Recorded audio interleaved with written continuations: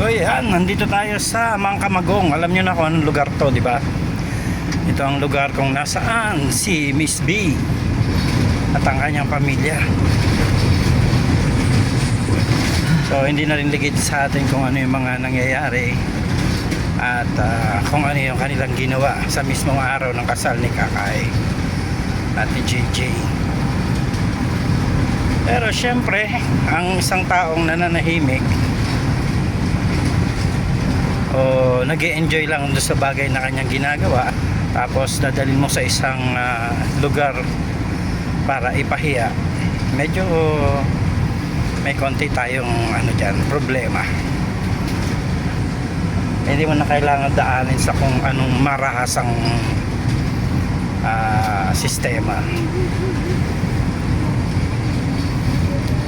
So sa sitwasyon ngayon, wala man tayong kinakampihan. Gusto lang natin na ipakita na sana naman mag-isip-isip tayo bago tayo gumawa ng mga hakbang. Gaya ngayon, pinagpipiestahan ng buong mundo itong nangyari na ito. At kung ang ayaw natin na tayo ay mapahiya, napupunta tayo doon sa sitwasyon na tayo mismo ay naglalagay sa sarili natin sa kahihiyan. Kaya minsan kailangan din nating mag-isip. Ano ba yung mga makabubuti, ano ba yung mga dapat gawin, ano ba yung mga bagay na dapat isaalang-alang. Kasi may mga relasyon din yan na na nasisira. May mga pinagsamahan na noon maganda, tapos sa isang saglit ay nawawalan ng kabuluhan yung mga pinaghirapang samahan. Bandang huli, pag na-realize na natin, magsisisi rin tayo. So why not i-advance natin yung pag-isip ng maganda. Advance na natin kaysa dumating tayo sa punto na pare-parehas na na parehas na lugi. No? Nawala ang relasyon, nawala ang pagkakaibigan. Tapos magsisisi tayo bandang huli. Yun naman kung talagang wala na tayong pinagsisisihan, na talagang bukal na sa kalooban natin na ganun ang mangyari, nasa sa atin po yun. Pero mas mabuti siguro yung manahimik na lang kaysa dumaan pa sa mga ganitong klase ng mga sitwasyon. Wala pong ibinubungang mabuti yung ganitong mga bagay. Marami na apektuhan. Maaring sa side nyo may natutuwa, pero sa side ng iba may mga nagagalit. Well, ganun naman talaga ang kalakaran ng mundo. We cannot please everybody. Hindi natin mabibigyan ng kasiyahan ang bawat isa. Laging may against, laging may pro, pero mas maganda pa rin sa sarili natin. Alam natin na wala tayong nasagasaang tao. Sa ganitong mga relasyon at sitwasyon, meron namang tinatawag na reconciliation. Pag nakapag-isip at umayos na ang puso, maaling yung mga sugat maghilom sa paglipas ng panahon. Pero mas piliin pa rin po natin yung tama.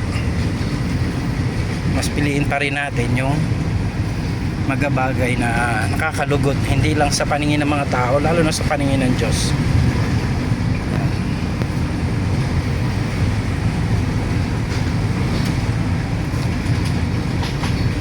Marami kasi ang nasasaktan kapag meron tayong nasasaging tao, lalo na kung yung taong na yun ay iniidolo ng marami, hinahangaan ng marami, nirerespeto at ginagalang ng maraming tao din. So minsan na dumarating tayo sa punto na akala natin wala na tayo ibang kakampi, hanap tayo ng kakampi sa labas. Instead na dapat ang ginawa pala natin ay nakipag-usap na maayos. Wag po tayong magpadala sa mga sulsol o pang-uudyok ng mga taong may galit dun sa taong sinisiraan natin. Kasi syempre pag nagsanib puwersa yung parehas taong may disgusto dun sa isang tao na kinakalaban natin, syempre hindi maganda yung outcome niyan, kagaya po ng mga nangyayari ngayon. Ang system nito,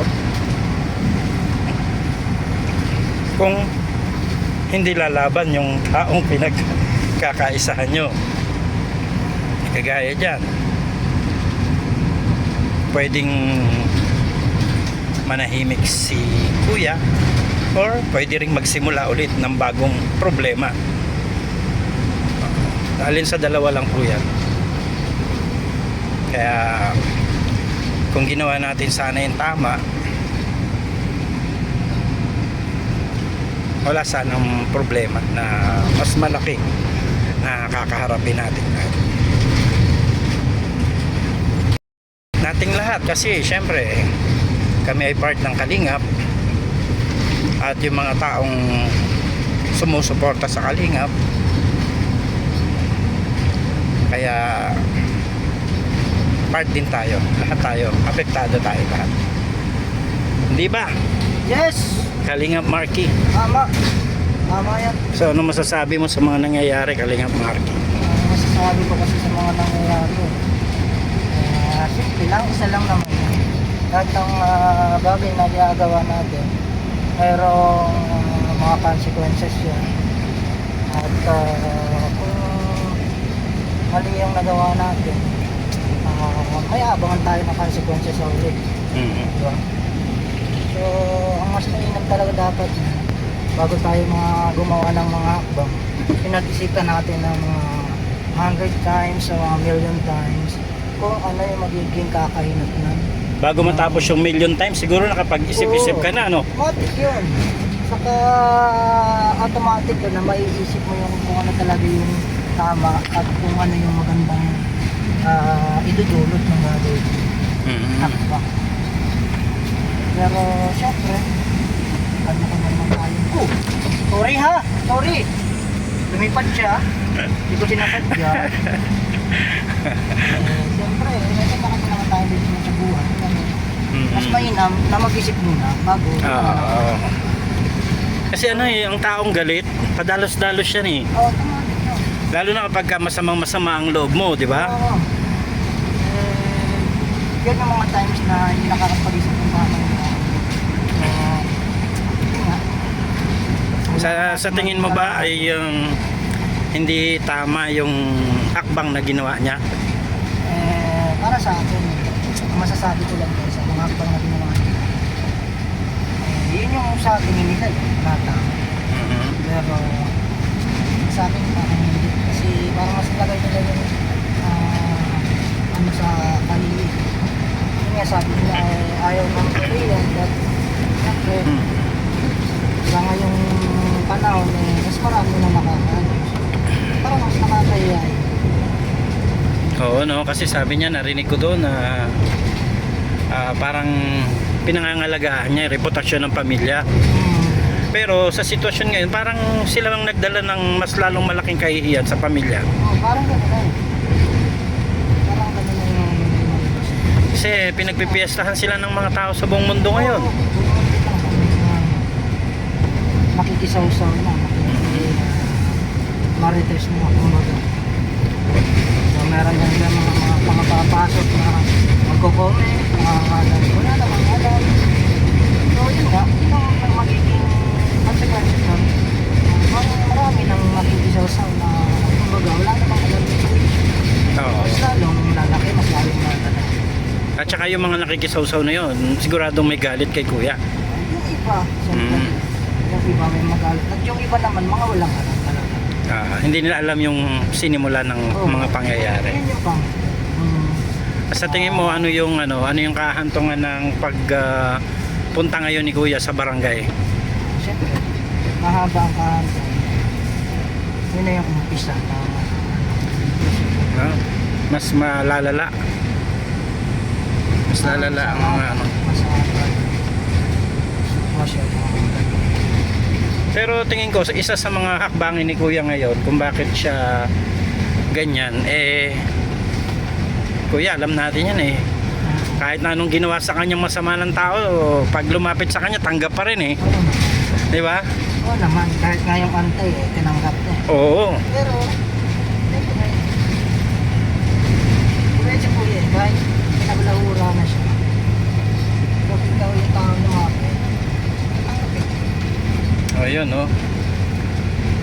marami kasing taong hindi nakakakilala kay Kuya Bal. Tayo dahil nandito tayo, matagal na tayo sa Kalingap, alam na natin yung mga ayaw at gusto nito. Bagamat hindi lahat, hindi 100%, pero halos gamay na natin. Alam natin kung kailan siya galit, alam natin kung kailan siya masaya. Pagkatahimik siya, ibig sabihin huwag mo istorbohin. So ngayon,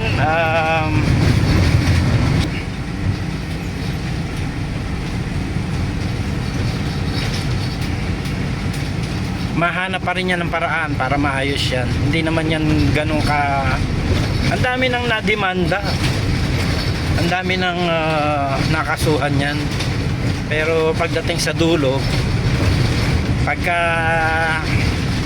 nakausap siya ng masinsinan, wala, bumibitaw at bumibitaw yan. Pero ngayon, abangan natin, no?